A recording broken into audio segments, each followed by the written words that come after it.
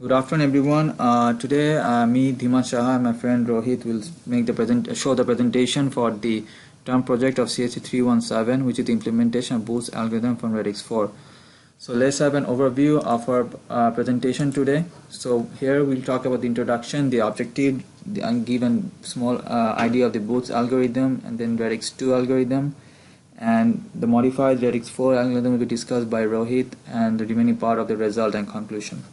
So let's have a look at our objective and the introduction. So in the introduction, we can see that a VLSI system, which is a digital system process, make use of the multiplication, which is the fundamental for any signal processing algorithm. So normally, like for any low power VLSI system, we need a low power multiplier. So have a better competition, we need some multiplier which can be operated as quick as possible for the low power VLSI.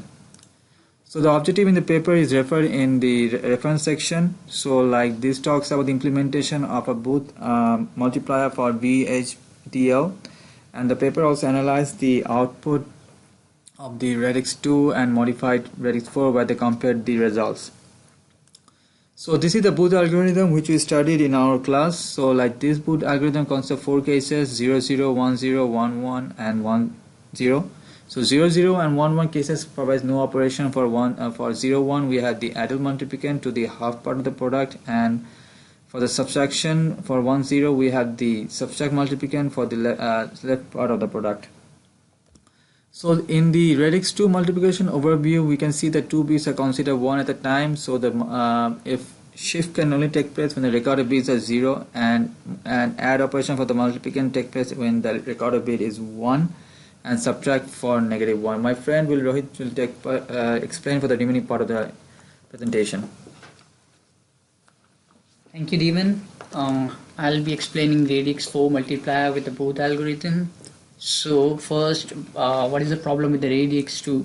So basically there are two drawbacks for the Radix 2. The first one is the number of shift operation varies a lot, which is not convenient to design parallel multiplier. And the second one is the problem with the isolated ones, which is insufficient for the algorithm. So to rectify this problem, we designed a Radix 4 Boost algorithm.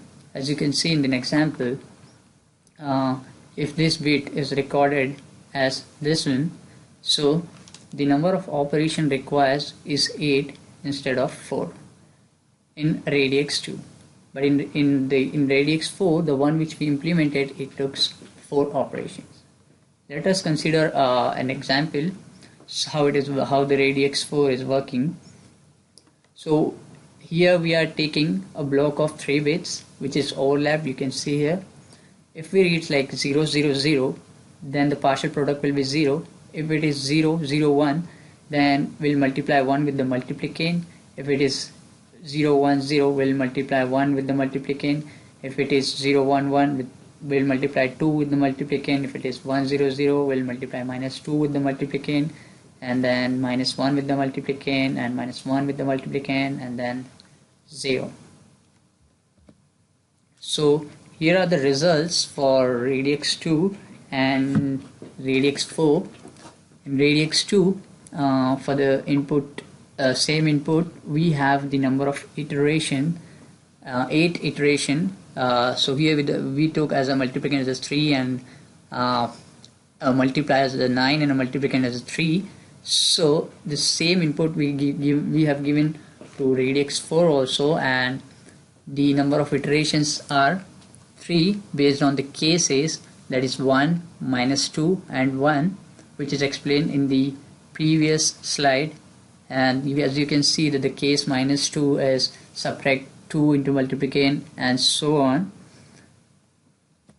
So here's the conclusion part.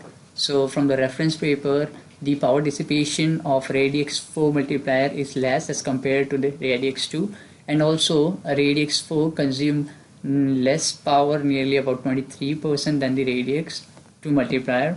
So here are the references for our term project, and here are the some links where we got some stuff from our projects.